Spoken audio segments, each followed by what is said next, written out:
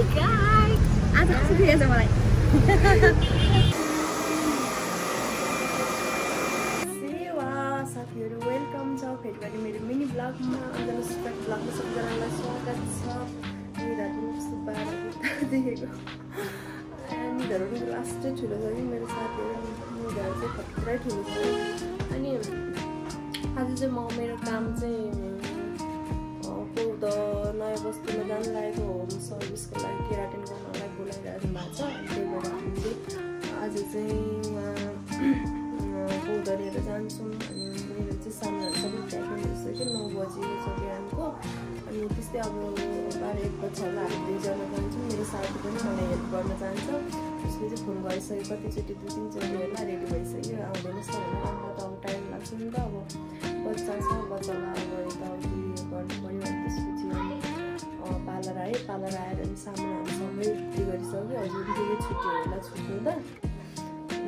सामानहरू चाहिँ रेडी गरिसक्यो अब म पठ बोलाएर हिँड्छु मैले सामानहरू चाहिँ यहाँ रेडी गरिसकेको छु 2टा झोलामा पठ बोलाउनु पर्यो अब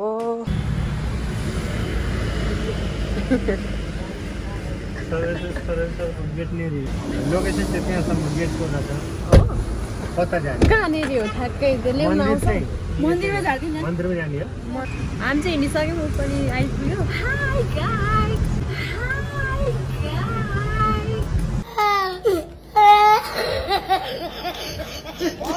आज कस्तो देखेछ मलाई राम्रै देखेछ हिजो त बुद्ध सिक्यो हामी हाल्न हुने हिजो त बुद्ध सिक्यो हामी हाल्न हुने हामी चाहिँ लाग्यौँ आफ्नो झोलो के अरे पोखर बोकेर कुम्लो कुटुरो बोकेर आफ्नो कामतिर लाग्यो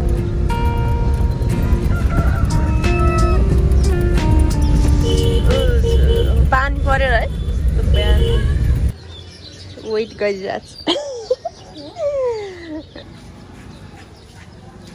मान्छे वेट गरिरहेको छु कता ल्याउन आउँछ भनेर पनि कता कता हो कता यता होला है यहाँबाट निस्किन्छ होला बहिनीहरू चाहिँ ल्याउन आएर हामी चाहिँ हिँड्यौँ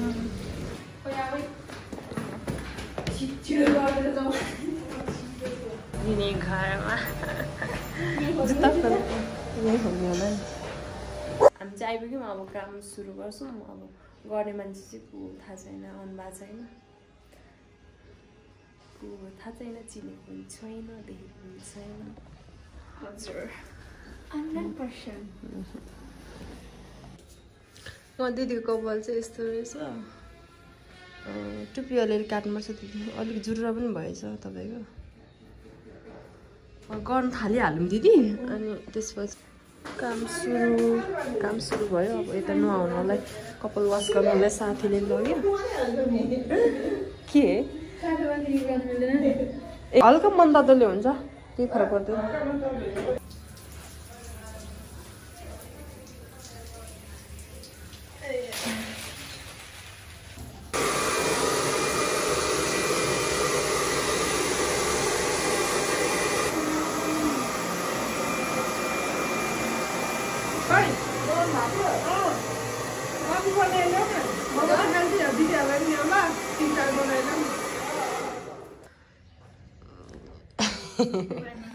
चिया कफीको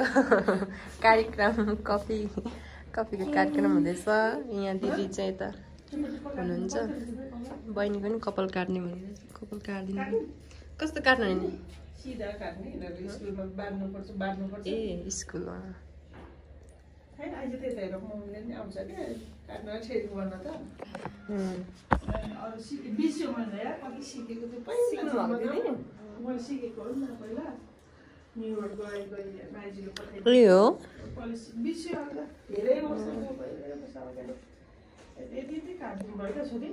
काट्नु त नानी काट्नु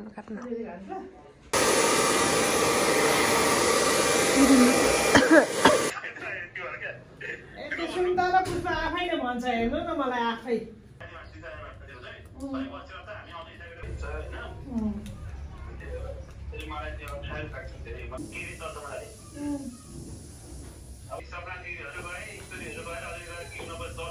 तानी चाहिँ सक्यो अब वास गर्नु बाँकी छ तानी सक्यो बल्ल 12:30 भयो तानी चाहिँ सक्यो अब वास गर्छु हामी चाहिँ खाना खानु आयौँ काम सकाएर हात दुखेर मर्नेलाई यार त्यस्तो भयो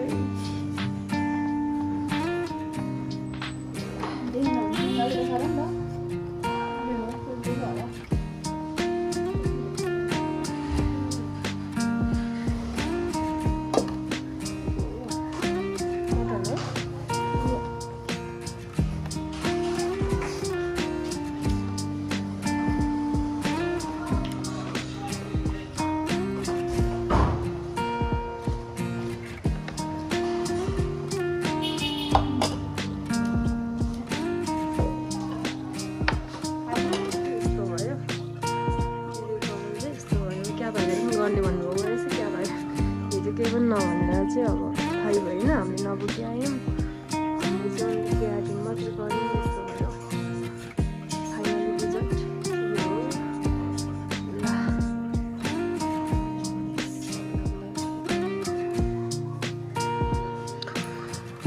हामीले चाहिँ केराटिनको काम पनि सकाइसकेर यहाँ बहिनीको कपाल कटिङ हुँदैछ बहिनीको कपाल कटिङ गरिसकेपछि हामी चाहिँ जान्छौँ कस्तरी दुख्यो भारी नभारी भयो मेरो यार यो चाहिँ फिल्म हल जस्तै छ अनि कुन रक्सी खाने होइन ब्ल्याक लेभल खाएर होइन प्रशंसा टाउको दुखेर खत्तम भयो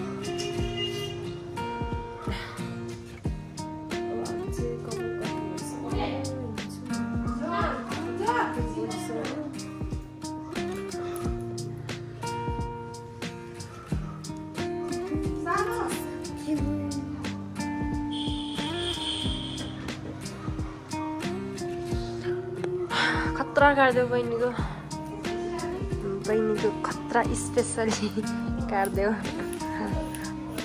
दामी कटिङ काट्देऊ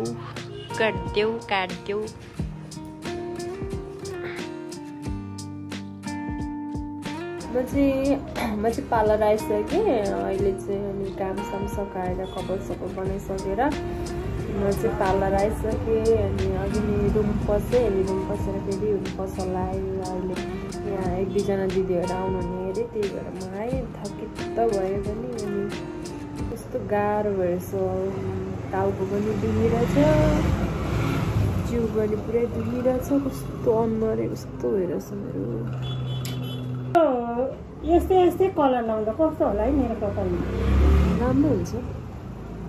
लाउनु नि त गोल्डन लगाइदिनु त गोल्डन आज होइन गोल्डन वर्क भोलि मेरो फेसमा सौला चाहिँ नसौलाँदै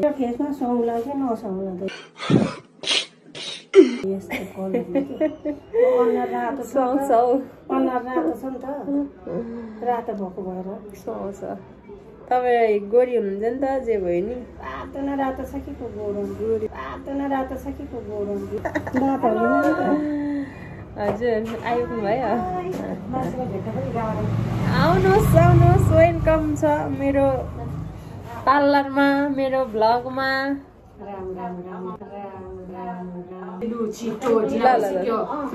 लगायत आजलाई यति नै कस्टमरहरू आइसक्नु भयो अब काम गर्नु पर्यो सबैजनाले साथ सपोर्ट माया गरेर हेरिदिनु होला तपाईँहरूले नहेरिदिनु म चाहिँ भिडियो बनाउनु छाड्दिनँ होइन अनि ल लास्टमा सबैजनाले सब्सक्राइब लाइक गरेर गइदिनु होला बाई बाई साथीहरू टेक केयर